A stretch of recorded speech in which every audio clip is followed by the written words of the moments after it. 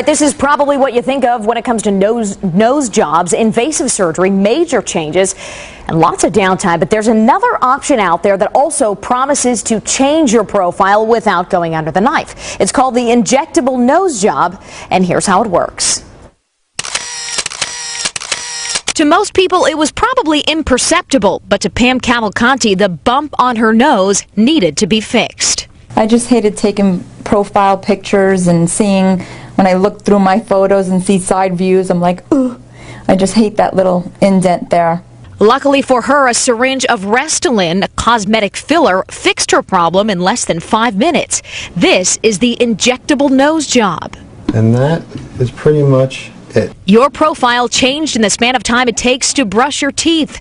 But Dr. Roger Bassin of the Bassin Center says it's not for every person who's unhappy with his or her nose. A lot of what we're seeing with this type of procedure are patients who just have that little bit of a dip in between the areas of the nasal bridge as it gets to the center of the nose. I really wouldn't recommend this for somebody who has something that we would call a misaligned nose, or something that's a little bit diverted when you're taking a front view, because that's more of a structural issue that would really have to have a structural type of procedure to fix that. So have a seat over here.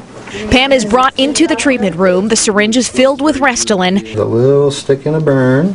And a few injections and a little molding later, and the bump is gone. And the best part, no downtime. Take a look at the before and after pictures. So, is she satisfied? What do you think?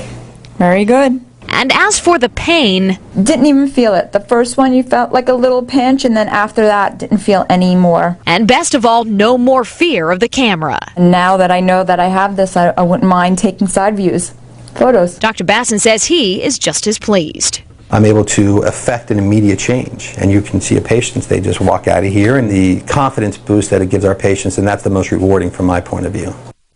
Now, the cost of Pam's procedure was about $500. Prices will vary depending on the amount of filler used. There is a downside, though. The American Society of Plastic Surgeons says because the results only last anywhere from 4 to 6 months, it does require maintenance, which of course can be costly. But the ASPS adds it is a safe procedure when performed by a properly trained, board-certified physician. Bob?